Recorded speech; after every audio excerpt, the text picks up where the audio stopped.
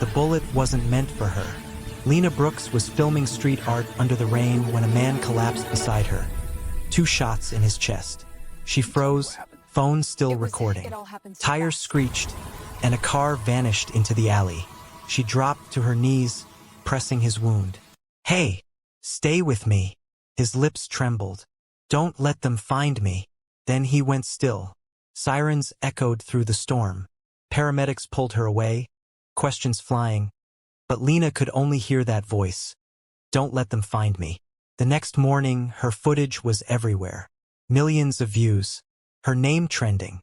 She tried deleting it, but the internet never forgets. Then came the email. From no.reply@veilcorp.net. Message, "You were never supposed to see that. We're watching." A chill ran down her spine. She looked outside. An idling black sedan, windows tinted. That night, thunder rolled over the city. 3 knocks hit her door. Then silence. Another 3 slower. Lena's heart pounded. She checked her camera feed.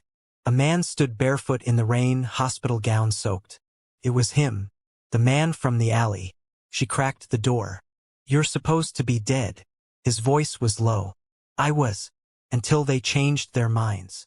Rain dripped between them. His eyes were glassy, haunted.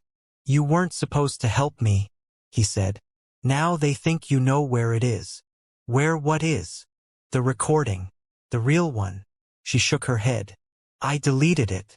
"Not the video, Lena, the memory." He stepped closer. "They erased me from everything.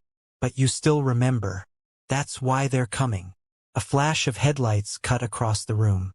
2 figures in dark coats approached through the rain. He grabbed her arm. "Basement. Now. What's happening?" "They found us." Gunfire shattered the window. Glass sprayed across the floor. She screamed as he dragged her behind the counter. Outside, someone barked orders in a foreign tongue. He looked straight into her eyes. "Whatever happens, don't forget me this time." The lights went out. Her phone fell, still recording. Through the static came his final whisper. "They'll erase her next. If you're still watching this, you remember too. Don't let this story disappear. Subscribe, like, and share before they wipe it out. Because what happens next will change everything." Lena woke up on the floor. The rain had stopped, but her window was shattered, and the man was gone. Only her phone remained, still recording, screen cracked, battery dying. She replayed the footage. Gunfire. Static. His voice whispering her name before the clip cut out. Then nothing. Her calls to the police went nowhere. Lines disconnected. No reports of gunfire anywhere near her street. It was like the night had been erased. By morning, she packed her camera, laptop, and left through the back door. The black sedan was still parked across the road. No driver, just silence. She found refuge in a 24-hour cafe on the city's south side, hiding in a corner booth. Her hands shook as she searched Veilcorp on her phone. Every link she opened vanished. Pages turned blank. Then one article loaded halfway before freezing. Veilcorp, Pioneers of Cognitive Memory Transfer. Her breath caught. It dated 5 years back, the same year as her accident. A voice interrupted. "They took it down for a reason." Lena turned. A man in his 40s sat 2 tables away, gray suit, tired eyes. "I'm Detective Grant," he said. "I've been looking for you." She didn't speak. His badge looked real, but his calmness felt wrong. Grant slid a small photo across the table. The man from the alley. Alive. Standing next to Lena, smiling. Her throat tightened. "Where did you get that?" "It was in Veilcorp's archives. They called him Subject 45. "I don't know him." Grant leaned forward. "You do. You volunteered for the same trial. They just erased it from you." She shook her head. "That's insane." He sighed. "It's called memory partitioning. They test whether emotion can survive deletion." Lena stared at the photo. In it, she looked happy, like she'd loved that man. Grant lowered his voice. "He escaped the lab. You were his connection to the outside world. He tried to wake you up." She looked down at her trembling hands. "Why do I still remember him?" "Because he didn't want them to erase you." A phone buzzed on the table. It wasn't hers. It was his. Grant flipped it open, voice steady. Yes, she's here. He paused, eyes shifting toward her. Then, quietly, understood. Lena's heart dropped. Who was that? He pocketed the phone. You need to come with me. No. Tell me what's going on. His expression hardened. They're coming. Before she could move, headlights flashed through the cafe window. 3 black SUVs screeched to a stop outside. Grant grabbed her wrist. Run! They bolted through the kitchen exit into the rain. Bullets cracked behind them, glass shattering. Lena sprinted through the alley, shoes slipping on wet pavement. Why are they after me? She yelled. Grant's voice echoed. Because you're not supposed to exist. They ducked behind a dumpster as engines roared past. Lena gasped for air. What do you mean I'm not supposed to exist? Grant looked at her, rain dripping from his face. You died 3 years ago, Lena, and they brought you back. Her world tilted. No. I'm right here. He nodded slowly. Exactly. That's the problem. She stared at him, disbelief frozen on her face as thunder rolled above. If you're still watching this, you've already gone too far. Hit subscribe, like, and stay alert, because when the truth surfaces, you'll wish you could forget too. Rain blurred the world into streaks of light and shadow as Lena followed Grant through the maze of alleys. Every step echoed like a heartbeat. They finally stopped beneath an overpass. The air smelled of rust and wet concrete. Grant leaned against a pillar, breathing hard. They won't stop until you remember everything. I don't want to remember, Lena said, voice trembling. He looked at her for a long moment. That's not how it works. You're not just a witness, Lena. You're their creation. Her stomach turned. You're lying. He pulled something from his coat pocket. A metallic chip the size of a coin. This was inside you. We removed it after your crash. Lena backed away. You're saying I'm what? A clone. Not a clone, Grant said. A rewrite. They copied your memories from the real Lena Brooks before she died. You're her continuation. She shook her head violently. No, I remember my life. My apartment, my work, my friends. He interrupted softly. Then why can't any of them remember you? The words cut deeper than any bullet. Lena's vision blurred. Her phone buzzed in her pocket. Screen lighting up with a single message. Don't believe him. No name. No number. Grant saw it too. Who sent that? She looked up, voice cracking. Him. The man from the alley. That's impossible, Grant said. He's gone. Lena's phone flashed again, this time a video file. She hit play. The screen showed a recording of herself, sitting in a white lab room, smiling faintly at someone off camera. Her own voice. If I forget again, find me. Tell me the truth. The video ended abruptly. Grant took a step closer. You see now? They reset you. Every time you start to remember, they wipe the connection. Lena stumbled backward, heart racing. No, this can't be real. It's real, he said. And the man you saw, he was your trigger. He was designed to wake your memories. Her mind spiraled. Every memory she had, every emotion could be manufactured. But the way he looked at her in the rain, that couldn't be fake. Grant's radio crackled faintly. Target confirmed. Extraction in progress. Lena froze. Extraction. Grant's tone changed, colder. I told you, Lena. They want you back. She ran. Her shoes splashed through puddles as she turned corners blindly, headlights chasing her shadow.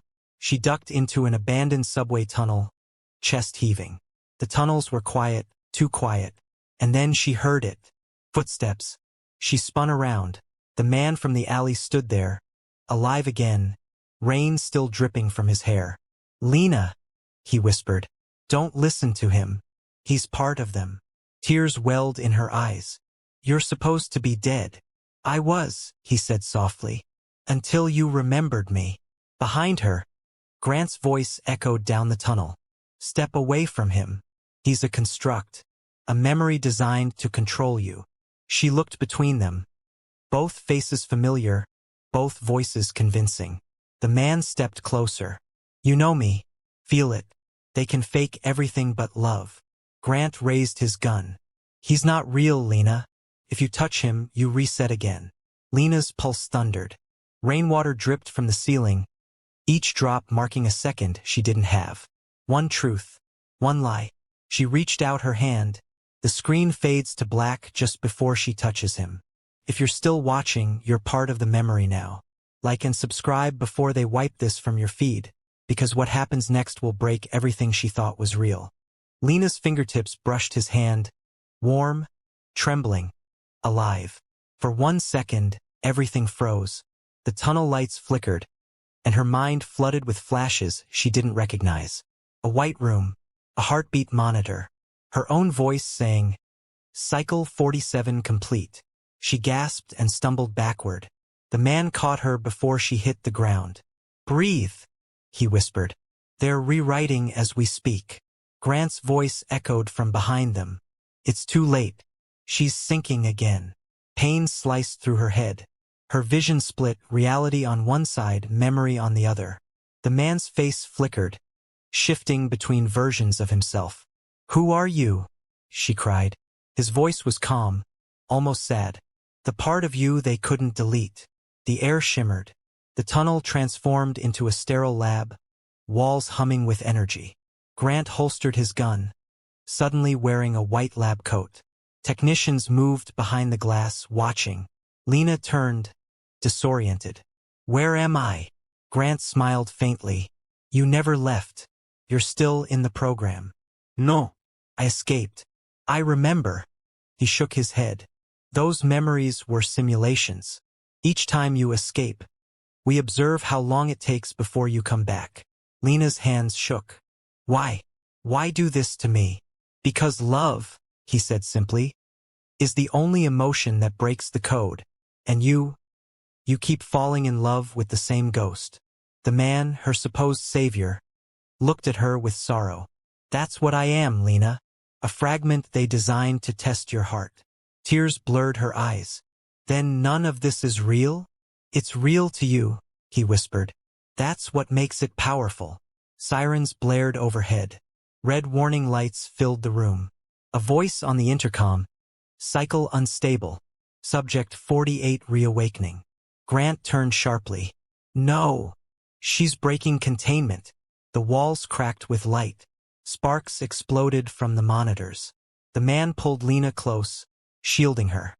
"Listen to me," he said over the noise. "You can stop this. End the loops. Remember who you were before them." "How?" she shouted. He took her hand and pressed it against his chest. "Wake up." The world shattered into white. Lena opened her eyes to silence. She was lying on a hospital bed, tubes running from her arms. Monitors beeped softly beside her. A nurse walked in, smiling. "Good morning, Ms. Brooks. You've been out for a while." Lena blinked at the sunlight streaming through the window. Everything seemed normal. Her reflection in the glass looked tired but alive. The nurse checked her vitals. "You're safe now. No more experiments, no more dreams." Lena whispered, "Dreams?" The nurse smiled. "You were part of a psychological simulation. But it's over." The woman's calmness felt rehearsed, too gentle. Lena looked at her name tag. Dr. Voss, Valecorp Neuro Division. Her pulse spiked. "You work for them." The nurse froze. Then she smiled again, this time slower, emptier. "You shouldn't remember that." Lena's screen beeped rapidly. Her vision blurred. Behind the doctor, a reflection appeared in the window. The man from the alley, watching her silently.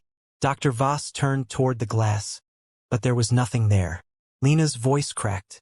"He's real." "No," the doctor said, reaching for a syringe. "He's your memory resurfacing. It happens before every reset." Lena grabbed her wrist, struggling. "Don't touch me." The monitors screamed. The lights dimmed. Dr. Voss whispered something Lena barely heard. "Cycle 49 begins now." Then darkness. When the light returned, Lena was sitting on a park bench under a clear sky, holding a camera. A stranger walked by and smiled. "Nice day for photos." She smiled back faintly, her eyes distant. "Yeah. Feels familiar somehow." The camera clicked once, and in its reflection, behind her shoulder, stood the man from the alley, smiling like he'd been there all along. If you made it here, congratulations. You remember what they tried to erase. Like, share, and subscribe before this memory resets. Because when part 2 begins, you'll need to decide which version of her survives.